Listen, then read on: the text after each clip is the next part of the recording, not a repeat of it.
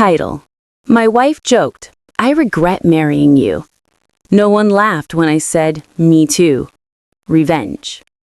The living room was filled with warm lights and laughter.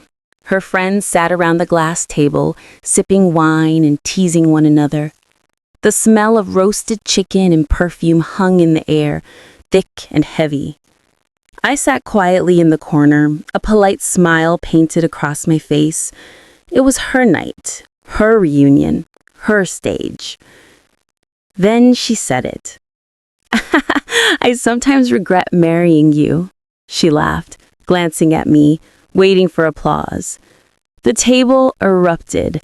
Glasses clinked, laughter echoed. Everyone looked at me, waiting for my reaction. I smiled back. "Me too," I said calmly, and the room froze. No one laughed, not even her. The air grew still, like a storm that forgot to move. Her laughter faded into an awkward cough. Someone shifted in their seat, pretending to check their phone. She tried to recover, forcing a giggle.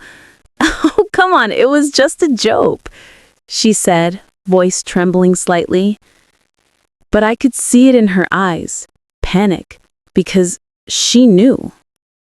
She knew my tone was not a joke. I stood up slowly. The chair scraped against the floor, loud and sharp. Her friends avoided my gaze, their laughter buried under tension. "I think I will go check on dessert," I said, walking toward the kitchen. Behind me, the whispers started. Low, nervous, the kind that crawls across the floor like smoke. In the kitchen, I looked at the table she had set earlier. White plates, silver cutlery, everything perfect, just like the life she wanted everyone to believe she had. But that perfection was built on cracks she refused to see. The debt she hid, the messages she deleted, the lies she smiled through. For months, I had watched her play the role of the loving wife in public and the cold stranger in private. Every insult, every mockery, every joke at my expense, I remembered them all. I took out my phone, opened the file I had prepared, the one labeled Truth. Inside it were photos, screenshots, recordings, every secret she thought was buried deep. I uploaded them to a private drive set to send automatically to her friends if I pressed one button. I did not want to destroy her. Not yet. I walked back into the living room. She looked up, pretending nothing had happened. Her smile was too tight, her hands gripping the stem of her wine glass. "Dessert will be ready soon," I said, sitting down beside her. "Do you want to help me serve it?" She nodded, relief flickering in her eyes. She thought I had let it go. In the kitchen, she whispered, "Why did you say that in front of everyone?" I looked at her. "You made a joke," I said, softly. "I only joined in." Her voice shook. "You embarrassed me." I placed the knife beside the cake. "No," I said, my tone flat. "You embarrassed yourself." She stared at me, confusion turning into fear. "What are you planning?" she asked. I smiled gently. "Just dessert."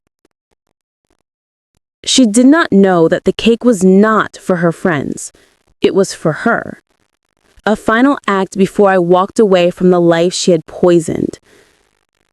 When I carried it out to the table, the guests smiled again, pretending the tension had melted away. They had no idea what had already begun, because by then, my phone had already sent the files.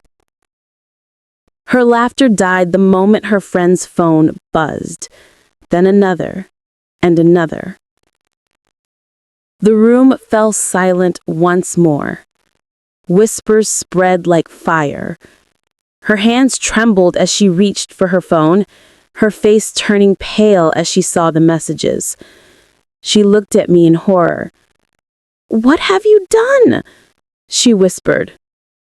I met her eyes, calm and steady. "I only gave them the truth." The guests began to stand, awkwardly excusing themselves. Her perfect evening collapsed into chaos. Wine spilled, voices rose, and tears filled her eyes. I walked toward the door, taking my jacket.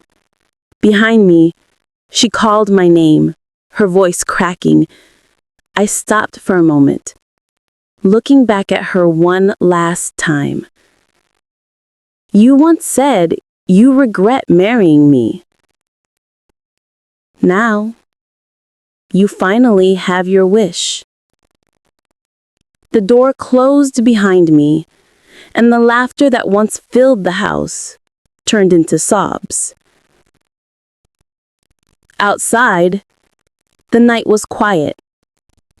The air felt lighter, colder, cleaner.